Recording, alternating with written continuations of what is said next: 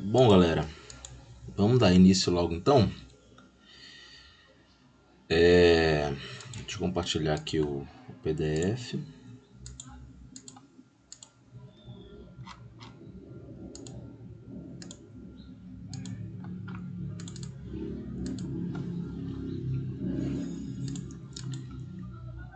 Estão todos vendo aí o PDF? Tudo certo?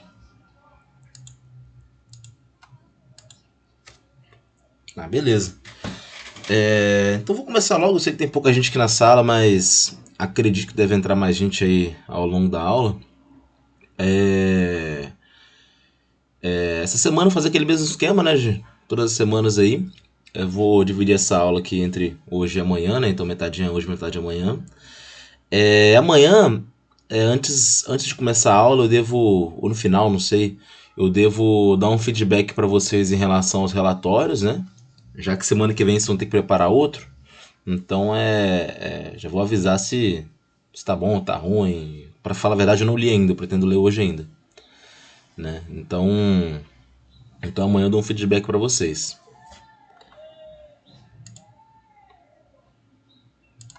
Eu já comecei aqui a gravar, então vou dar início.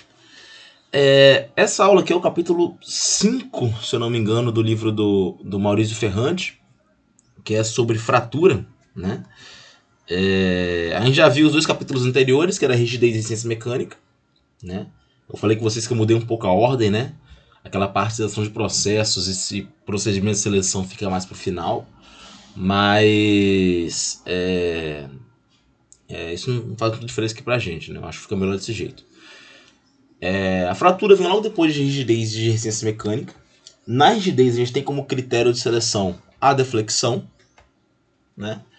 E na resistência mecânica, a gente muitas vezes tem como critério de seleção uma deformação plástica, né? Aqui, a nossa ideia é ter como critério de seleção uma, algo mais relacionado à resistência à fratura do material, né? Para garantir que ele não vai sofrer fratura frágil, né? De maneira geral.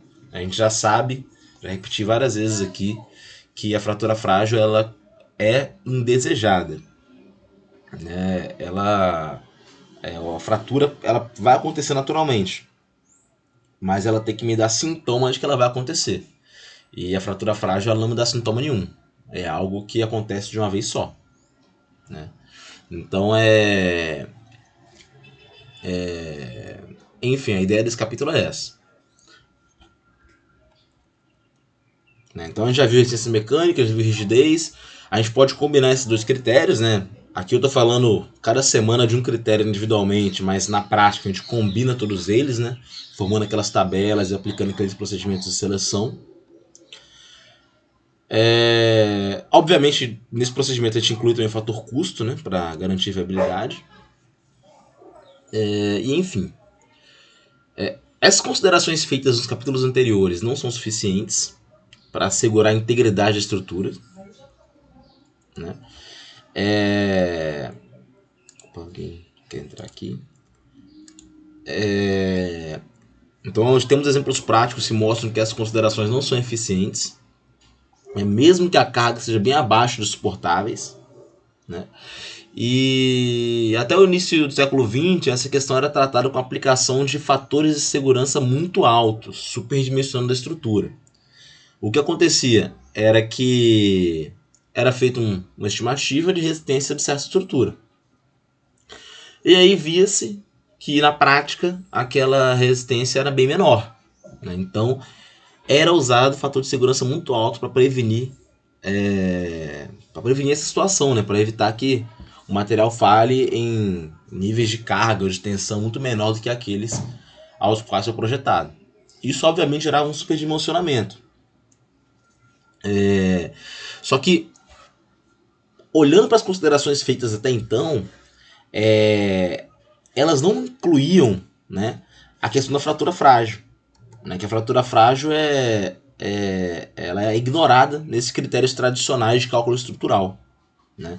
Eu posso ignorar a fratura frágil, que na maioria das vezes acontece devido a algum tipo de concentrador de tensão, né? Concentrador de tensão que é um defeito que é defeito, né? A gente pode falar assim, que torna a estrutura mais vulnerável, né?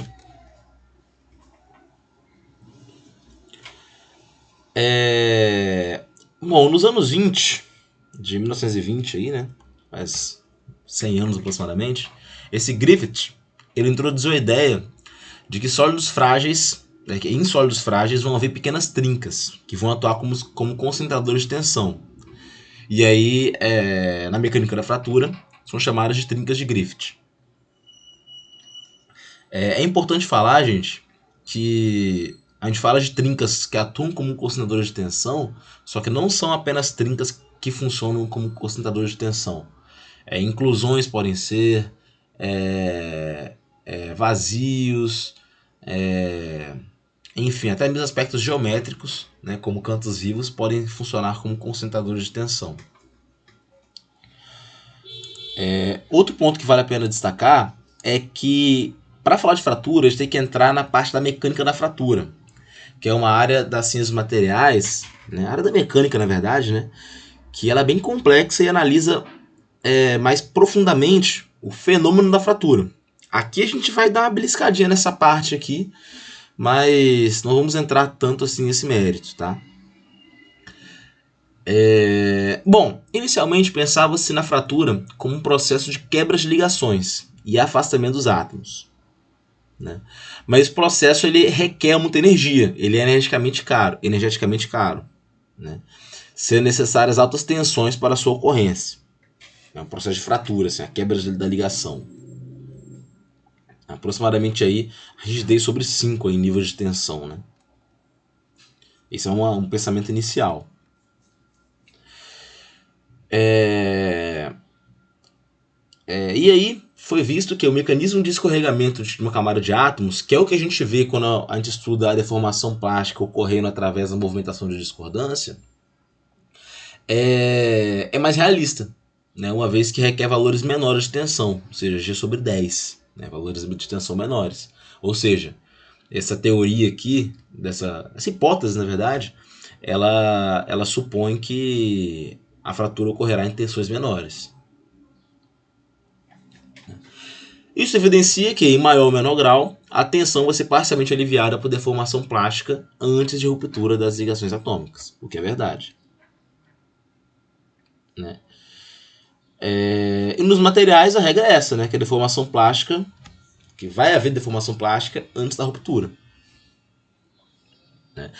A rigidez, no caso, é um indicador da resistência à deformação linear, que no caso é deformação elástica, e o G, que é o módulo de cisalhamento, é um indicador da resistência à deformação cisalhamento. São indicadores, tá? A gente tem que lembrar que a rigidez, que é o valor de G, de E, que é o modo de elasticidade, tem outra definição, né? E que G é o modo de cisalhamento, né? Portanto, a gente pode dizer que a deformação plástica vai ser tão grande, tão maior, quanto menor for a razão G sobre E. Então, quando tiver muita deformação plástica, a razão G sobre E vai ser menor, né? E vice-versa. Essas são as primeiras investigações sobre essa parte de fratura, né? Investigar de fato a fratura, né? Só que a gente sabe que esses parâmetros, né, tanto de G quanto de E, eles não são ideais para tratar a fratura, né? Até porque a fratura ela ocorre no regime plástico, né? Ou depois do regime plástico, né? E a rigidez, por exemplo, é uma grandeza que está muito associada ao regime elástico, né? Ela é válida no regime elástico, né? Então esses indicativos aqui me davam resultados teóricos muito distantes da realidade. Aí nós temos a teoria da mecânica da fratura linear elástica, que é MFLE, né? Como tá abreviado aí. Essa teoria baseia-se nos trabalhos de Griffith, observando que as trincas atuam como concentradores de tensão, essas microtrincas que tem no material, né, internas. E bom, a gente vai considerar uma placa sujeita à tensão de tração uniforme axial, que é o sigma. As linhas tracejadas, né, que eu vou mostrar aqui na imagem à frente, em seguida, vão representar a trajetória da tensão, e a gente vai supor que o valor numérico de sigma seja inversamente proporcional ao espaçamento entre as linhas, né? Ou seja, quando as linhas estão pouco espaçadas, quer dizer que eu tenho um valor de tensão mais alto naquele ponto, né? Ou seja, quanto mais próximo aqui da ponta da trinca, o valor de tensão é mais alto, né? Aqui eu tenho as placas, né, tracionadas. A placa carregada em tração, né, ilustrando as linhas de tensão aqui em A, e em B com um entalhe interno, com uma trinca interna, né? E aqui em C nós temos a distribuição da tensão elástica na ponta da trinca, ou seja, à medida que a gente vai se afastando da ponta da trinca, a tensão diminui, ou seja, a ponta da trinca é um concentrador de tensão.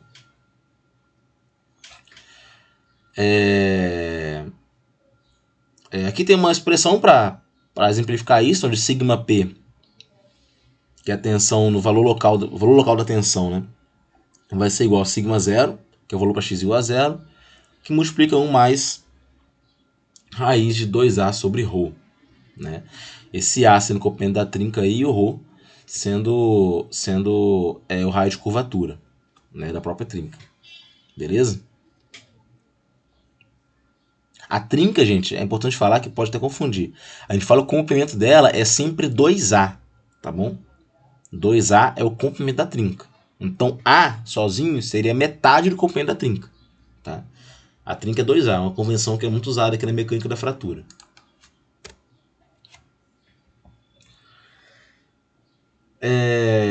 Então, descrevendo o que está mostrado na imagem anterior, a tensão vai se acumular nas raízes do entalhe, que é na ponta da trinca. Vai ter um concentrador de tensão naquele ponto, né? E isso está bem exemplificado aqui, né? Analiticamente, a gente pode abordar essa teoria através de duas formas, tanto através da energia quanto através da intensidade crítica de tensão, né? Em relação à energia, né, eu acho bem intuitivo essa equação, né? Que a energia tinha essa expressão aqui para energia criada no sistema pela formação da trinca, né, que é esse US, né, que é 2AGC, onde GC é energia de fratura, né? Essa energia criada pela formação da trinca. E a energia liberada pela progressão da trinca que está aqui embaixo, né? Onde aí já inclui a rigidez, metade do tamanho da trinca, que é o valor de A, e o sigma ao quadrado. Tá bom? Então eu tenho dois valores de energia aí para descrever essa mecânica da fratura, essa teoria. Portanto, a gente pode saber que essa energia criada no sistema pela formação da trinca, ela vai ser diretamente proporcional ao tamanho da trinca, ao comprimento da trinca. E o R, né, que é a energia liberada, vai ser proporcional ao quadrado do comprimento, né?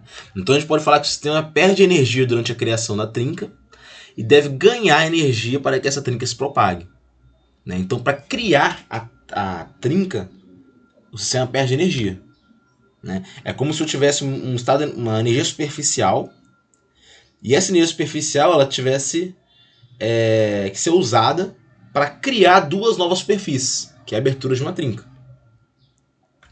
E o sistema ele tem que ganhar energia para que essa trinca de fato ele se propague, né? Então, o que acontece na fratura frágil muitas vezes é que a trinca ela está lá, e eu aplico uma carga, né? Eu dou um pouco de energia, né? Eu dei essa energia, não importa se eu continuo aplicando a carga ou se eu continuo dando energia, a trinca ela vai se propagar naturalmente. Ela só precisa de um estímulo, né? Até determinado comprimento, a resultante da soma dessas energias é positiva, né? Ou seja, deve ser executado trabalho sobre a placa para que a trinca se propague, né? Um trabalho mecânico no caso.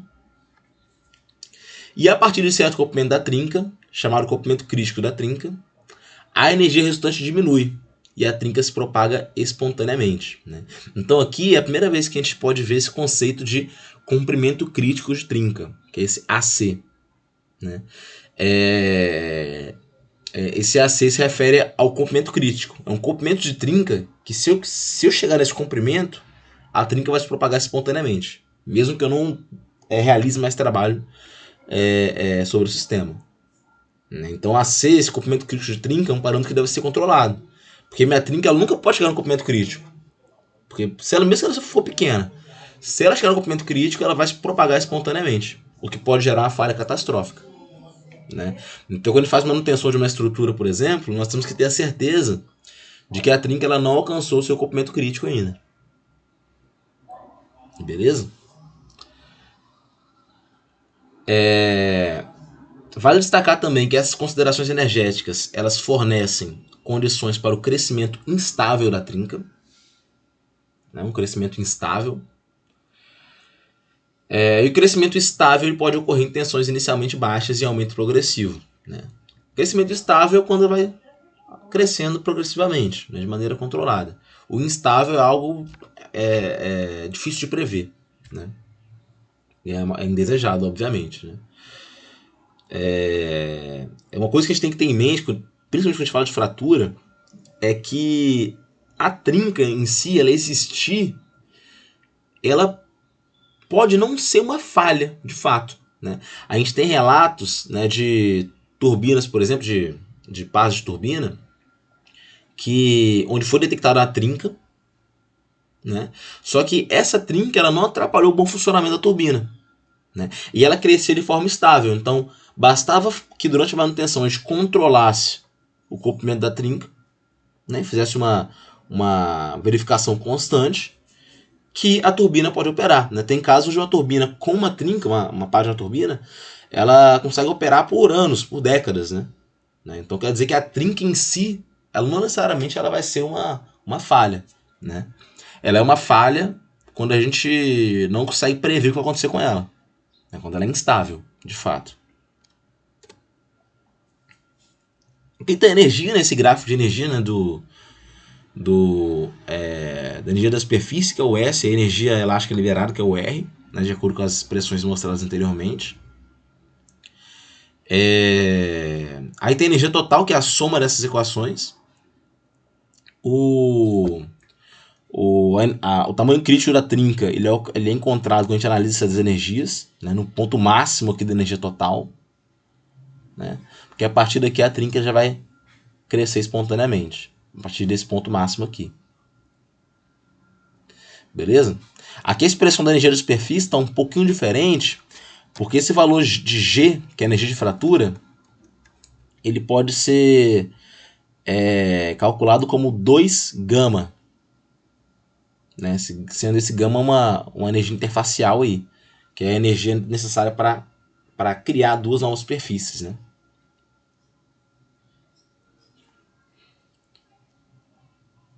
Bom, a condição crítica vai ocorrer no ponto de inflexão da função U, que é a função de energia total, ou seja, o ponto de derivada de U em relação ao comprimento da trinca vai ser igual a zero. E desenvolvendo a equação de U, nós chegamos à seguinte expressão, né, mostrada aqui embaixo, onde a rigidez vezes a energia de fratura elevado a meio vai ser igual a sigma vezes raiz de πA, né, onde A é a metade do comprimento da trinca. Essa equação aqui vai expressar a condição de fratura súbita em material frágil. Né? Então é uma condição que, se ela for atendida, vai ocorrer a fratura súbita aí no material frágil. Né? Isso de acordo com essa MFLE, que é a teoria aí da mecânica da fratura linear elástica. Na verdade, essa teoria ela se limita a materiais frágeis. Né? O critério de Griffith mostrado anteriormente, ele pode ser modificado para levar em conta a deformação plástica no ápice da trinca. Isso pode acontecer, já que a plasticidade vai contribuir para o aumento da tenacidade por via do consumo de energia. Né? Então posso fazer algumas alterações aqui nos critérios. né? E é isso, né? Então aqui, essa expressão aqui, a gente criou uma condição onde vai acontecer fratura frágil, ou seja, que é a condição onde a derivada da energia total em relação à metade do comprimento da trinca vai ser igual a zero, ou seja, vai ser o ponto aí onde onde a curva da energia total alcança seu máximo, né? Onde a derivada dela vai ser igual a zero, esse é o máximo da curva, né? Como vocês já viram lá em cálculo. Tá bom? Outro fator importante que a gente deve considerar aí quando a gente fala de fratura é o fator de intensidade de tensão, né? Esse fator de intensidade de tensão aparece como um parâmetro bom para a gente avaliar até a natureza da fratura que é mais propensa a acontecer, né? O balanço de energia durante a propagação da trinca ele é limitado a materiais frágeis. Esse Irving ele adaptou a metais, né, partindo de expressões desenvolvidas para descrever o campo de tensão elástica na vizinhança de uma trinca. Então aqui tem várias considerações sendo feitas, tá? Eu estou considerando o campo de tensão elástica numa trinca em formato elíptico, numa placa infinita, né? Várias hipóteses aí. Então ele adaptou aquele balanço de energia para materiais frágeis, adaptou para metais, né? Esse Irving, né? Fazendo várias considerações. Para esse caso, ele utilizou as coordenadas θ e r, né? Umas coordenadas polares aí, centrada no ápice da trinca, e considera-se que há 3 tipos de deformação naquele local, né? Aqui a gente tem que determinar os 3 tipos de deformação que vão haver, né? Os 3 tipos de modos de deformação que a gente pode dizer assim. O modo 1, que é o de abertura, o modo 2, que é de escorregamento coplanar, e o modo 3, que é o rasgamento, né? Que está bem claro mostrado aqui nessa imagem de baixo, né? A abertura é uma força aplicada aqui nessa direção Z, a gente pode falar, né? Ou Y, enfim. Escorregamento em outra direção e o rasgamento em outra direção também. Então, assim, esses 3 modos referem às 3 direções de aplicação na carga. Os 3 modos de abertura da trinca, né? Então a gente pode abrir assim no sentido vertical, a gente pode empurrar para dentro e para fora, ou para um lado e para o outro. Os 3 tipos, né? Aqui em cima tem mostrando as coordenadas y e x, né? Na ponta da trinca, na pontinha da trinca aqui está um elemento de volume. Vocês devem ter visto bastante lá com o professor Hernandes, né? Quando a gente estuda resistências materiais, né? Mecânica dos materiais, né?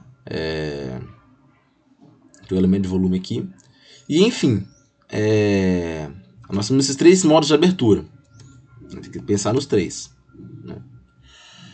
Irving observou que a tensão junto ao defeito, né, ele era proporcional a sigma vezes A elevado a meio.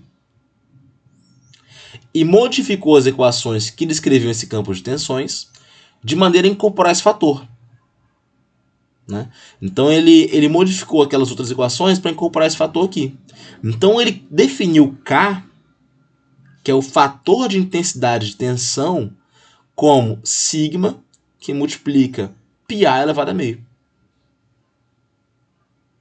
Então K, que é o fator de intensidade de tensão, é o sigma que multiplica πA elevado a meio, né? Em questão de unidade, isso aqui, esse valor de K, né? A tensão geralmente é megapascal e o A está em metro. Então fica megapascal raiz de metro, basicamente, né? O π é uma constante, né? Então esse aqui é o fator de intensidade de tensão, né? O K ele pode ter várias formas diferentes de acordo com o modo de abertura da trinca, né? Se for uma abertura de cima para baixo, é o K1. Se for de para fora e para dentro, é um K2. Se for da esquerda para a direita, é um K3, né? Então é de acordo com o modo de abertura da trinca.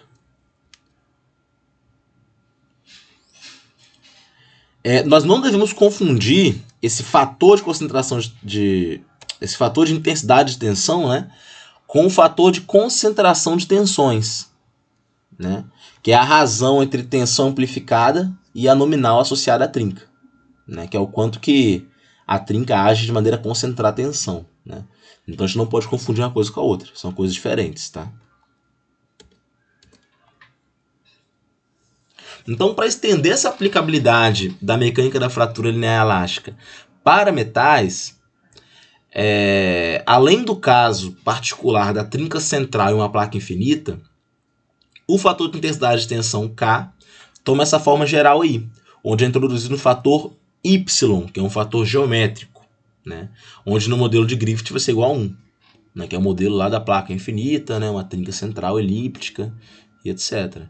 Então a gente tem aí essa expressão geral para o fator de intensidade de tensão, que aqui é um Y, um fator geométrico, vezes sigma, que multiplica π elevado a meio. Beleza? As características da mecânica da fratura linear elástica e desse fator de intensidade de tensão devem ser lembradas.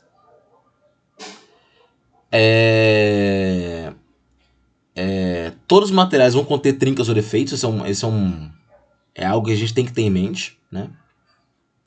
Mesmo se for um metal ou um cerâmico, enfim, todo material vai ter trinca ou defeito.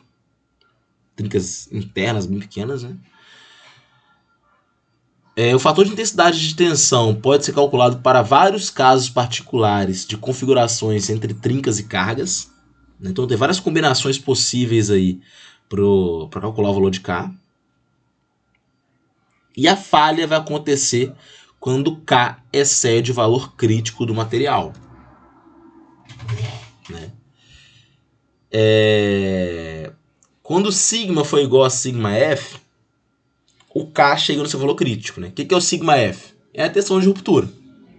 Então, quando a tensão for igual à tensão de ruptura, o valor de K, que depende da tensão, vai ser um valor crítico de fator de intensidade de tensões, né?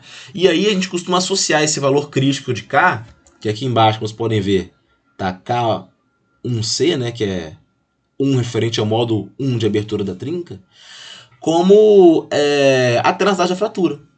Então a tenacidade da fratura, que pode aparecer em umas tabelas aí pra gente, vendo essa expressão aqui, né? Onde o sigma aqui já é a tensão de fratura, sigma F, e o A aqui vai ser o comprimento crítico, né? Na verdade vai ser metade do comprimento crítico da trinca, esse AC.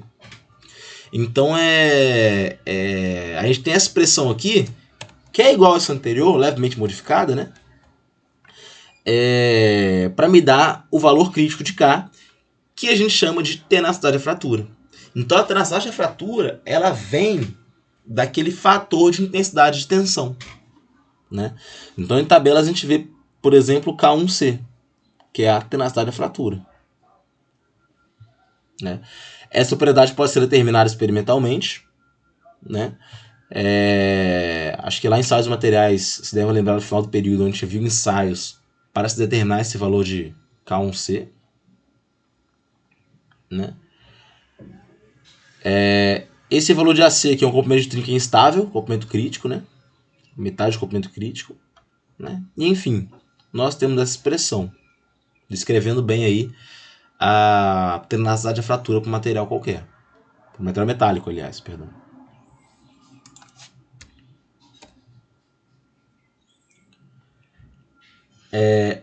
Novamente, esse modelo ele foi apresentado mediante várias aproximações, né? Então, foi considerado um sólido elástico que se comporta linearmente, na forma de placa infinita, de espessura unitária e com trincas passantes, né? Então, assim, para se usar em metais, algumas modificações têm que ser utilizadas, né? Já que esse modelo criado, ele muitas vezes ele é útil para cerâmicos e polímeros, mas requer algumas modificações para metais, tá bom? Então a aplicação prática desse conceito de intensidade de tensão K tem que levar em consideração a ocorrência da plasticidade efeito de escala e diferentes geometrias da trinca, né? Nem toda trinca que é formada é necessariamente elíptica, né? Obviamente. Então, tendo esses fatores aí em mente, nós temos que fazer algumas correções.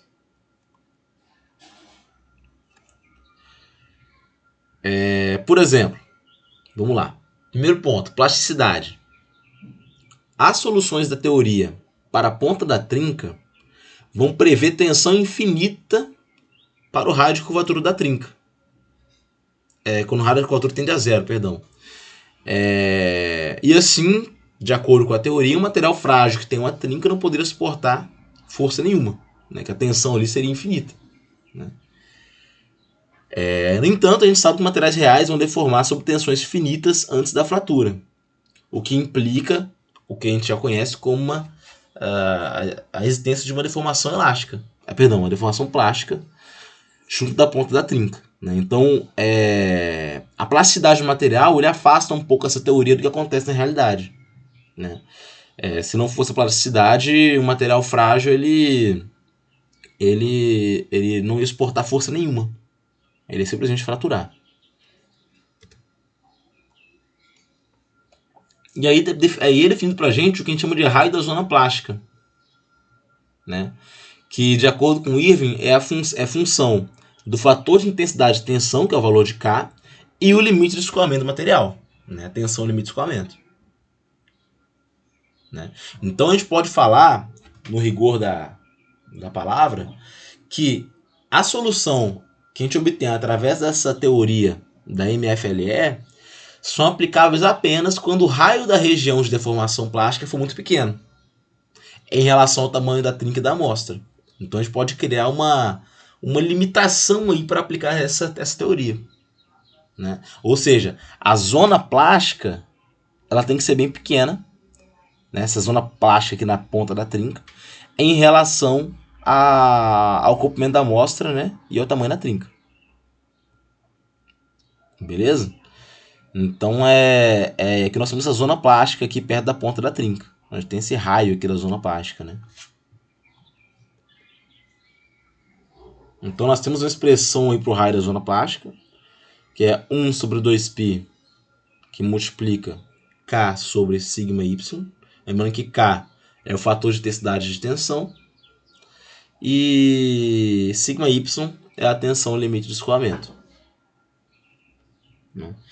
Para esse caso, então, a tenacidade da fratura, né, seria dada por essa expressão aqui embaixo, né, onde eu teria o sigma F, o π, só que em vez de ter o A sozinho aqui, eu teria um A mais o RP.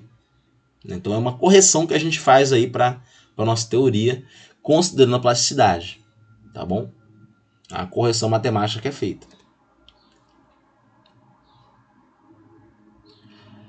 A diferença entre os valores de tenacidade calculado pelos dois métodos vai aumentar com essa razão de sigma R e sigma Y, né? Isto é, quando a zona plástica aumenta de volume.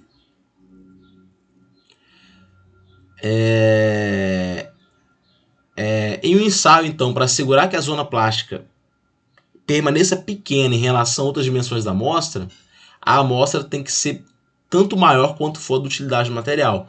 Então, como a zona plástica tem que ser pequena, se o material for muito dúctil, ou seja, se tiver uma zona plástica muito grande, a amostra tem que ser muito grande para compensar isso. Tá bom? Então essa razão aí entre tensão de ruptura e tensão de escoamento, sigma R e sigma Y, vai me dar já uma noção de se a zona plástica vai ser muito grande ou muito pequena, né? E aí eu vou ter algumas adaptações a serem feitas, né? No ensaio, por exemplo. A espessura do material também vai afetar os valores de tenacidade, né? Pela alteração dos efeitos de plasticidade, né? A gente pode ver como que nessa equação, nesse gráfico aqui embaixo, como que a espessura da seção vai alterar o valor aí de tenacidade. né? Então a densidade pode cair aí para um valor mais baixo, né, de acordo com a espessura da seção, à medida que ela aumenta. Né? À medida que a espessura da seção aumenta, o cisalhamento ele tem uma influência menor, né? E aí a gente não tem a gente vai ter uma deformação plana.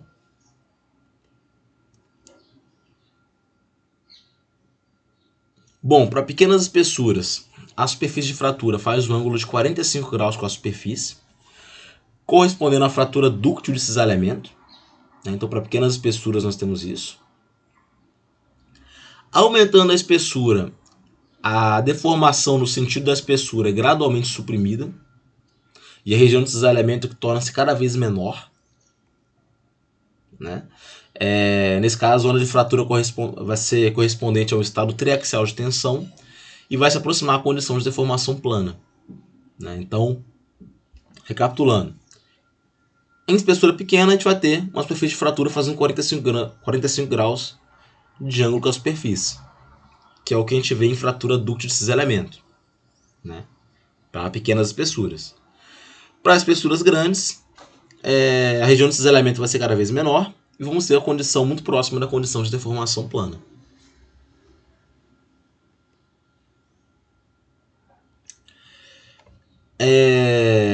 Gente, até aqui alguma pergunta? Eu estou indo direto aqui, acabou que eu não perguntei, né?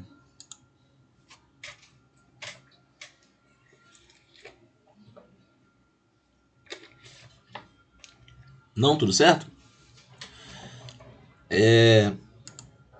Show. Vamos lá então.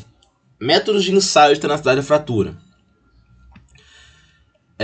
Como que a gente determina esse valor de K1C? Né? Como que a gente calcula essa tenacidade da fratura? Essa tenacidade é calculada com corpo de prova e procedimentos padronizados, tal como qualquer outro ensaio. Né? Para materiais metálicos, a gente aplica essa norma ASTM E399.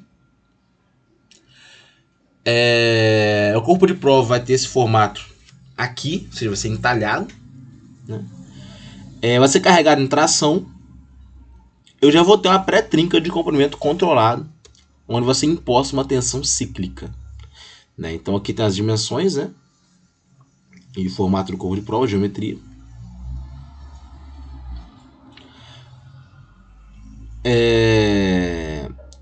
Para manter a condição de deformação plana, o comprimento da trinca e a espessura da amostra tem que ser controlados de maneira que o raio da região plástica seja desprezível. Então aquele RP ele tem que ser desprezível, né? Ser bem próximo de zero. Para metais e ligas dúcteis, esse requisito pode fazer com que as dimensões do corpo de prova sejam incompatíveis com as máquinas de ensaio, né? que vai me obrigar a utilizar outros métodos de ensaio. Né? Um aspecto importante é o interfaceamento entre o equipamento de ensaio e a amostra, o que com cerâmica é difícil, já que vai implicar em concentradores de tensão. Né? E aí, para cerâmicos, devido a essa limitação, a gente costuma utilizar ensaios de flexão, né? Tanto de 3 ou de 4 pontos, para medir energia superficial e energia de fratura. Lembrando que a energia de fratura vai ser o dobro da energia superficial, já que para ocorrer a energia de fratura, já que para ocorrer a fratura, eu preciso da formação de duas superfícies. Né? Então, a energia de fratura é igual ao dobro da energia superficial.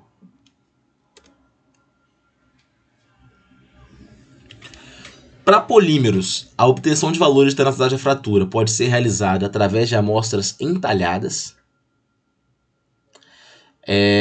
A mecânica da fratura linear elástica é uma suposição bastante realista para polímeros, né, já que a zona plástica vai ser muito pequena.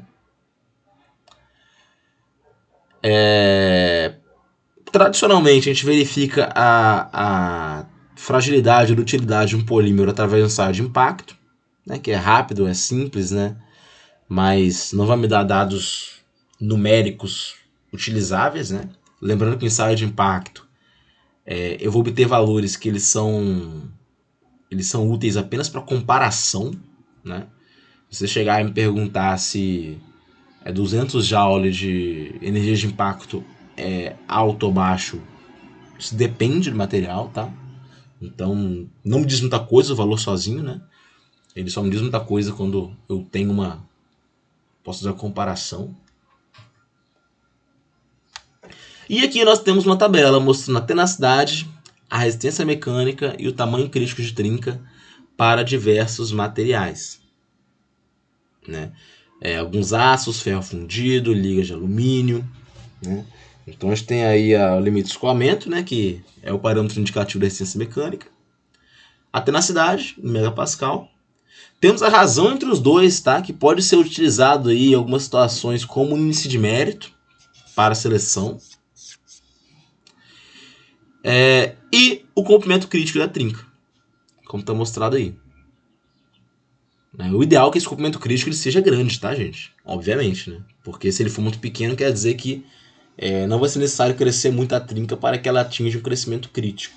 Né? Ou seja, para que ela chegue numa situação onde ela vai crescer espontaneamente.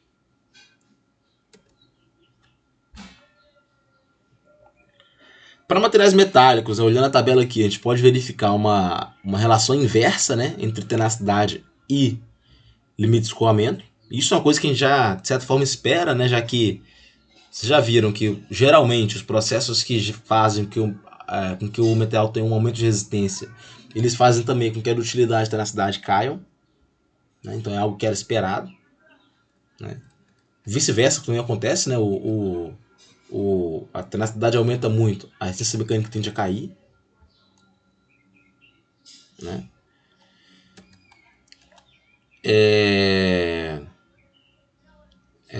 Isso acontece muito devido a esse efeito da plasticidade. Né? A plasticidade ela vai fazer com que esse valor de tenacidade caia. Né?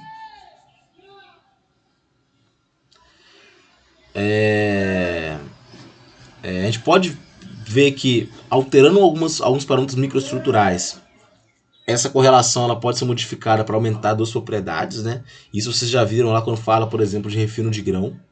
Refino de grão que é um tratamento assim maravilhoso para se lidar com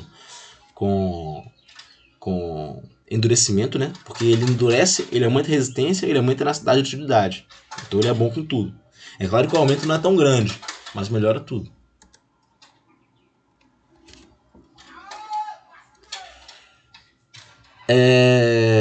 Em relação à energia de impacto, nós temos alguns métodos de ensaio de impacto. Né? Vocês já conhecem lá da disciplina de ensaio de materiais. Né?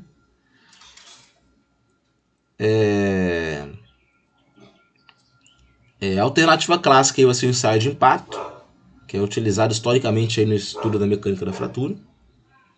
Bem antes disso, na verdade, né? Mas ele é bem utilizado aí porque ele é muito fácil de fazer, ele é rápido, ele é barato, não precisa treinar um operador para fazer um ensaio de impacto, é algo bem simples, né?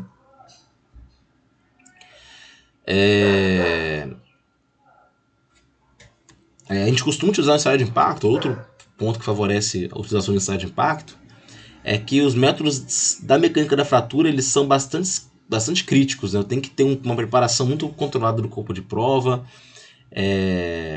tem que prever bem o crescimento da pré-trinca, né? Então é tudo muito mais complexo. O ensaio de impacto ele me dá informações úteis sem tanta complexidade. Bom, relembrando, o ensaio de impacto é submeter uma amostra entalhada a impacto. Né? Eu vou ter um peso conhecido caindo de uma altura conhecida e depois chegando, batendo na minha amostra e partindo aquela amostra. Depois que parte, eu vejo quanto que ele sobe. A diferença de altura, ou seja, a diferença de energia potencial gravitacional, de onde ele foi solto e até onde ele subiu no rebote, vai me dar aí a energia de impacto. Dentro do ensaio de impacto tem dois tipos, que é o Charpy e o Isode. Né? O que muda de um para outro, basicamente, é a posição do corpo de prova, né? E o posicionamento ao receber o impacto. Né? As dimensões são diferentes. Né? A face do corpo de prova que está entalhado também difere um pouquinho. Né? Enfim, a energia para fraturar a amostra é o produto do peso do pêndulo, que é o mg, vezes a diferença de altura inicial e final. Então, mg ΔH, né? Que é basicamente a diferença de energia potencial gravitacional. Aí aqui temos o corpo de prova, né, para ensaio Charpy, ele colocado aqui no pêndulo de impacto, né? Que as dimensões padrão aí do entalhe no corpo de prova. Enfim, é isso. Né? Acho que esse ensaio aqui vocês já viram várias vezes aí durante o curso. Esses ensaios, obviamente, podem ser realizados em faixas diferentes de temperatura, né, para se observar como que essa energia de impacto varia, né, com a temperatura, né, ou seja, identificar a situação onde há transição dúctil-frágil, né. Como vocês podem ver, o material A ele tem a transição dúctil-frágil bem pronunciada. O material B também tem aí, mas é um pouquinho menos pronunciado, né? A dutilidade no A cai bastante. Então o material A ele sofre uma transição súbita de energia de impacto em certa temperatura, né? E bom, essa transição dúctil-frágil em metais ela advém da progressiva redução da mobilidade de discordâncias com a diminuição da temperatura, né? Lembrando que a deformação plástica, ou seja, de certa maneira, a dutilidade, está associada à mobilidade de discordância. Então, quando essas discordâncias têm dificuldade de se movimentar devido à queda da temperatura, o material se torna frágil.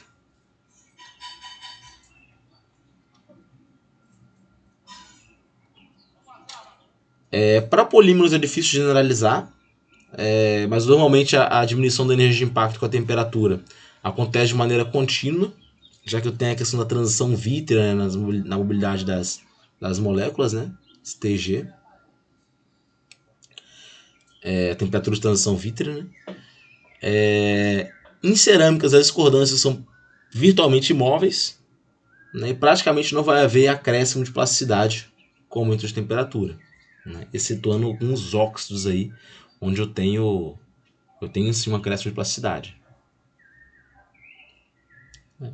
A maior limitação do ensaio de impacto, como eu já falei, é que ele não me fornece dados quantitativos numéricos exatos, né, que eu posso utilizar algumas expressões para projeto de dimensionamento. Ele serve apenas para análise comparativa, tá bom?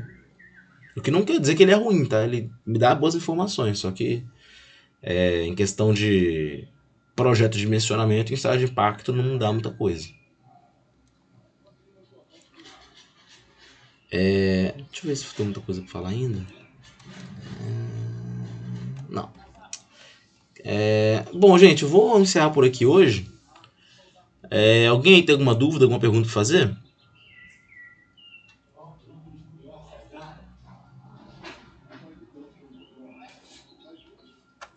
Tranquilo, né? Essa parte aqui da mesma maneira nas aulas passadas, né, ela engloba muita coisa de revisão mesmo sobre a fratura, né? Mecânica da fratura, tenacidade no geral, né? Mais pro final da aula a gente vai tentar aplicar isso aí mais no conceito de seleção, né? A gente vai ver amanhã. Então, só para vocês não esquecerem, né? Que acho que nem todo mundo estava presente aí quando eu falei.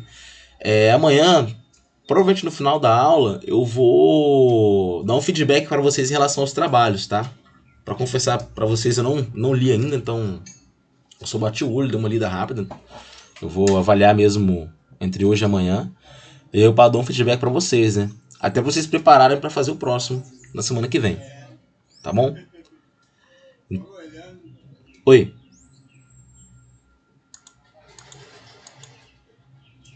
Não, eu vi que várias pessoas enviaram, né? Mas uma só pode mandar.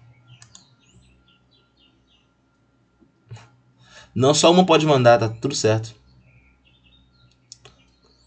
Tá bom então, gente? Então é isso. Estão dispensados. E até amanhã. Valeu, pessoal.